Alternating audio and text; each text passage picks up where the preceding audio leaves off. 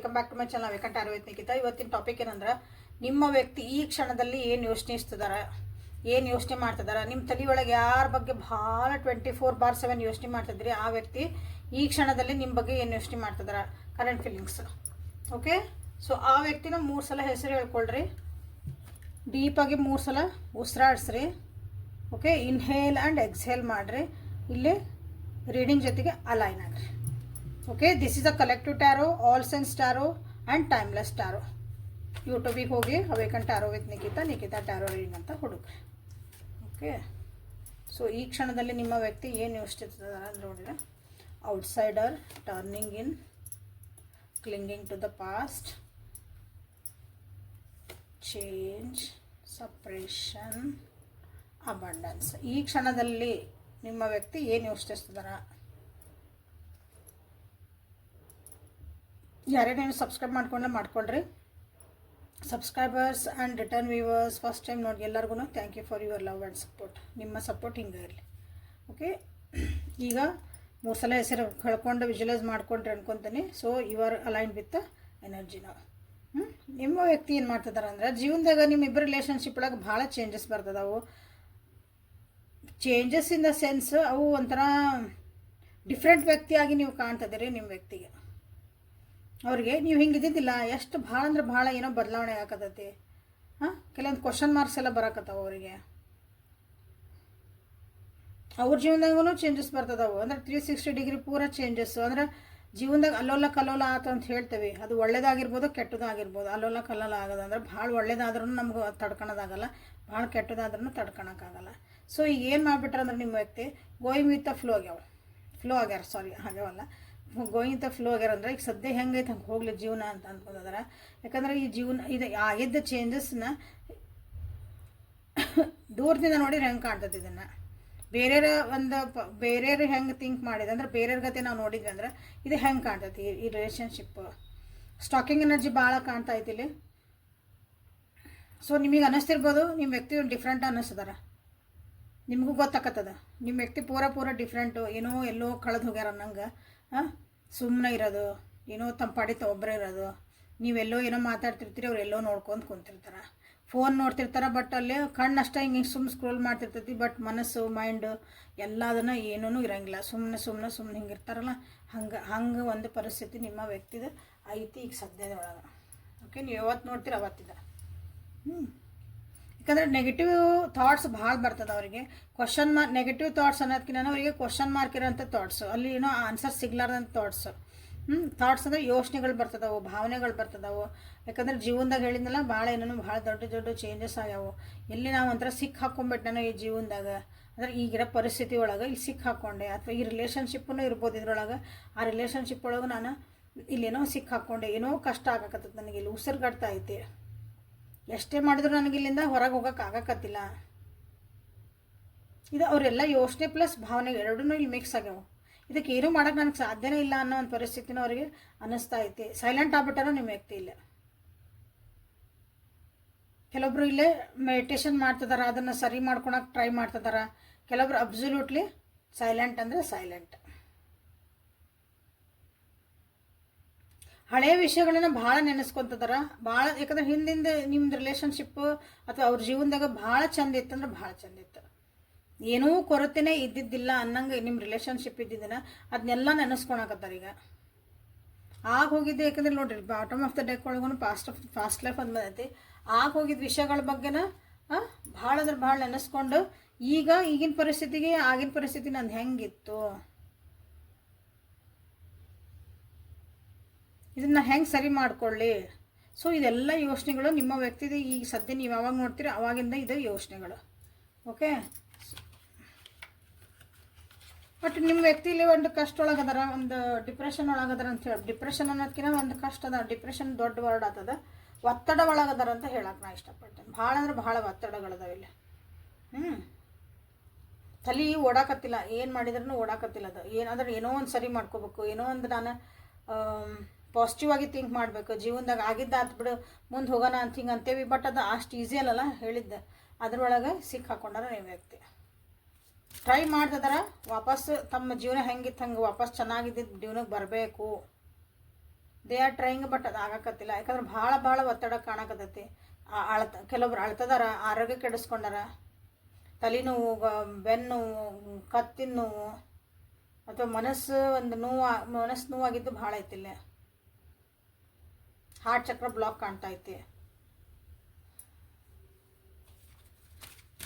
So ಇದು ನಿಮ್ಮ ವ್ಯಕ್ತಿ ಈ ಕ್ಷಣದ ಭಾವನೆಗಳು. ನೀವು ಯಾವತ್ತು ನೋಡ್ತೀರಿ ಆ ಕ್ಷಣದ. ಓಕೆ, ಇನ್ನು 10 ದಿವಸ ಬಿಟ್ಟು ನೋಡಿದ್ರೆ ಅದೇ ಕ್ಷಣದ.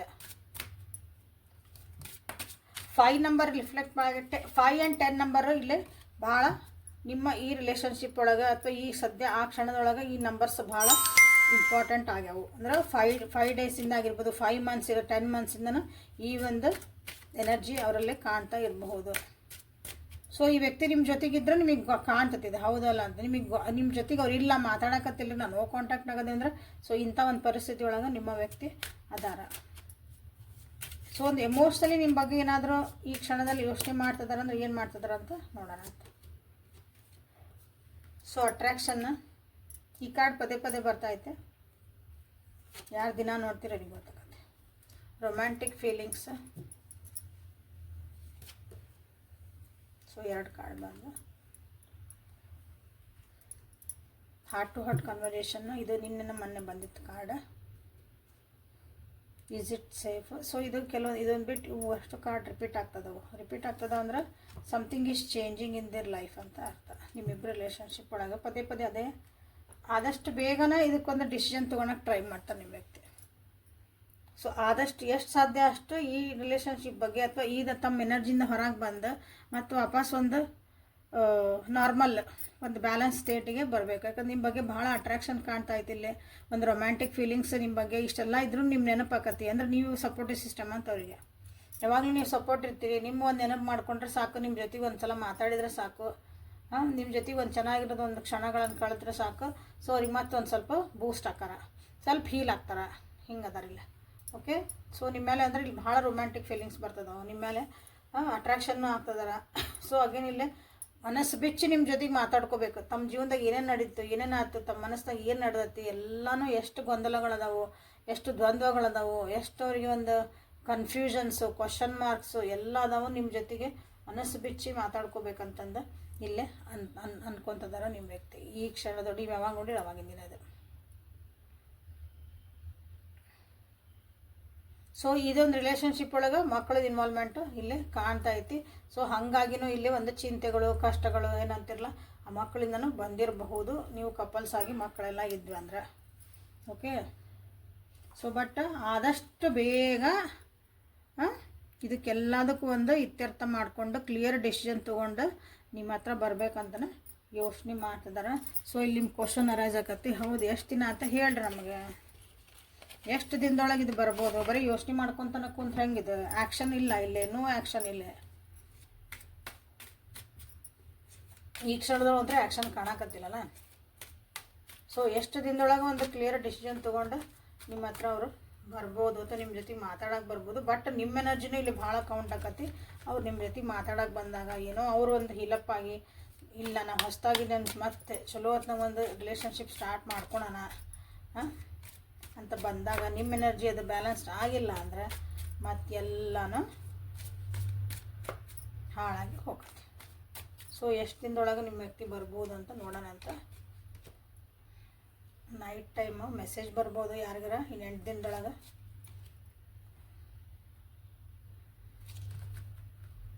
ಎನಿ ಟೈಮ್ ಸೂನ್ ಬರ್ಬೋದು. And it's up to you. ಇಲ್ಲಿ ನನ್ನ ವ್ಯೂವರ್ಸ್ ಹೆಂಗದಿರಿ ಅಂದ್ರೆ ಭಾಳ ಜನ ಈಗ ದಿನ ರೀಡಿಂಗ್ ನೋಡ್ತೀರಿ, ಆ ವ್ಯಕ್ತಿ ಬರಲಿ ಅಂತೀರಿ, ಬಟ್ ನೀವಾಗ ಕನ್ಫ್ಯೂಷನ್ ಆಗದಿರಿ. ಇವು ಯಾವಾಗ ಹಿಂಗೆ ಕಾರ್ಡ್ ಬರ್ತಾವಲ್ಲ ಇಲ್ಲಿ ಒಂದು ಕ್ಲಾರಿಟಿ ಅಂದಂಗೆ ಟೈಮಿಂಗ್ ಬಗ್ಗೆ ಎಲ್ಲ ನೀವಾಗ ಕನ್ಫ್ಯೂಷನ್ ಆಗದಿರಿ. ಅವ್ರು ಬಂದಮೇಲೆ ನೀವು ಏನು ಮಾಡ್ಬೇಕು ಅನ್ನೋದು ಗೊತ್ತಿಲ್ಲ ನಿಮಗೆ. ಅವ್ರು ನಿಜವಾಗ್ಲೂ ನಿಮ್ಮ ಜೀವನಕ್ಕೆ ಬೇಕಾ ಬೇಡ, ಅವ್ರು ಬಂದ್ರೆ ನಾ ಏನು ರಿಯಾಕ್ಷನ್ ಕೊಡಬೇಕು, ಏನು ರೆಸ್ಪಾಂಡ್ ಮಾಡಬೇಕು, ನಿಮಗೆ ಕ್ಲಾರಿಟಿ ಇಲ್ಲ ಇಲ್ಲೇ. ಅವ್ರು ಬರಬೇಕು, ಅವ್ರ ಜೊತೆಗೆ ಇರಬೇಕು ಎಲ್ಲ ಐತಿ. ಬಟ್ ಮುಂದೇನು ಅವ್ರು ಏನಾರೋ ಒಂದು ಕ್ವಶನ್ ಕೇಳಿದರೆ, ಏನಾರೋ ಒಂದು ಬಂದರೆ ನೀವು ಅವ್ರಿಗೇನೋ ಒಂದು ಕೇಳ್ಬೇಕಂದಾಗ ನಿಮ್ಗೆ ಇಲ್ಲಿ ಭಾಳ ಕನ್ಫ್ಯೂಷನ್. ಸೊ ಅದಕ್ಕೆ ಕನ್ಫ್ಯೂಷನ್ ಹೊರ ಬರ್ರಿ. ಯಾಕಂದ್ರೆ ನೋಡ್ರಿ, it's up to you, decide ನಾವು ಅಂತ ಬಂದೈತಿಲ್ಲ. ನಿಮಗೆ ಬಿಟ್ಟಿದ್ದು ಅವ್ರು ಯಾವಾಗ ಬರಬೇಕು ಅಥವಾ ಅವ್ರು ಯಾವಾಗ ನಿಮ್ಗೆ ಎಷ್ಟು ಸೂನ್, ಅವ್ರು ಎಷ್ಟು ಲಘು ಬರ್ಬೇಕು ಅನ್ನೋದು ನೀವು ಮ್ಯಾನಿಫೆಸ್ಟ್ ಮಾಡಿರಿ. ಯಾಕಂದ್ರೆ ನೀವು ಡಿಸೈಡ್ ಮಾಡಿರಿ ಅಂತ ಬಂತಿಲ್ಲ. ನೋಡೋಣ last card. Stop wasting your time waiting ಅಂತ ಬಂದು ನೋಡ್ರಿ. ಯಾರು ಭಾಳ ದಿನದಿಂದ ಕಾಯ್ತಿದ್ದೀರಲ್ಲ, ನಿಮ್ಮ ಟೈಮ್ ವೇಸ್ಟ್ ಮಾಡಬೇಡ್ರಿ, ಮುಂದೆ ಹೋಗ್ರಿ ಅಂತ ನಿಮಗಿಲ್ಲ ಹೇಳ್ತಿದ್ದಾರೆ ನೋಡ್ರಿ. ಸೊ ಇದು ನಿಮ್ಗೆ ಟೈಮಿಂಗನ್ನು ನಾನು ಹೇಳಿದೆ. ಅಟ್ರಾಕ್ಷನ್ ಐತಿ, ರೊಮ್ಯಾಂಟಿಕ್ ಐತಿ, ಬೇಗ ಬರಲಿ ಅಂತಲೂ ನೀವು ಇಲ್ಲಿ ಮಾಡ್ಕೊಳ್ರಿ. ಬಟ್ ನೀವು ಡಿಸಿಷನ್ ತೊಗೊಳ್ರಿ. ಇದ್ರಾಗ ಇಂಪಾರ್ಟೆಂಟ್ ಇರೋದು ಅವ್ರು ಬರೋದಕ್ಕೆ ಅವ್ರು ಏನೋ ತಾವು ಸರಿ ಮಾಡ್ಕೊತಿದ್ದಾರೆ, ಬಟ್ ನೀವು ಇಲ್ಲೇ ಸರಿ ಮಾಡ್ಕೋಬೇಕಾಗತ್ತೆ. ನಿಮ್ಮ ಎನರ್ಜಿನೂ ಬ್ಯಾಲೆನ್ಸ್ ಮಾಡ್ಕೋಬೇಕು. ರಿಸೀವಿಂಗ್ ಎನರ್ಜಿ ಒಳಗೆ ಇಲ್ಲಿ ಬಂತಿಲ್ಲ. ಓಪನ್ ಹಾರ್ಟ್ ಇಟ್ಕೋಬೇಕು ನೀವು ಇಲ್ಲಿ. ಅಯ್ಯೋ ನೀ ಹಂಗೆ ಮಾಡಿದ್ರಿ, ಹಿಂಗೆ ಮಾಡಿದ್ರಿ, ಮುಂದೆ ನೀವು ಹಿಂಗೆ ಮಾಡಿದ್ರೆ ಹೆಂಗೆ, ಅವಾಗೆಲ್ಲ ನೀವು ಕ್ಲಾರಿಟಿಯಾಗಿ ಮಾತಾಡೋದು ಕಲಿಬೇಕು. ನಿಮ್ಮ ಹತ್ರನೂ ಒಂದು ಕ್ಲಾರಿಟಿ ಇರಬೇಕು. ಅದನ್ನು ನೀವು ಡಿಸೈಡ್ ಮಾಡಿರಿ ಅಂತ ನಿಮಗೆ ಹೇಳ್ತಿದ್ದಾನೆ. ಸೊ ಏಂಜಲ್ಸ್ ಕಡೆಯಿಂದ ನಿಮ್ಗೆ ಲೈಕ್ ಮಾಡಿ, ಶೇರ್ ಮಾಡಿ, ಸಬ್ಸ್ಕ್ರೈಬ್ ಮಾಡ್ಕೊಳ್ರಿ. ರಿಕವರಿ ಬಂತು. ರಿಕವರ್ ಆಗ್ರಿ, ನೀವು ಹಿಲಪ್ ಆಗ್ರಿ.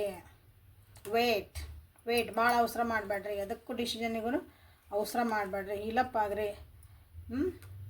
ಒಂದು ಸಮಾಧಾನಕರವಾದಂತಹ ಒಂದು ಪರಿಸ್ಥಿತಿನ ಹ್ಯಾಂಡಲ್ ಮಾಡಿರಿ ಅಂತ ನಿಮ್ಗೆ ಹೇಳ್ತಿದ್ದಾರೆ.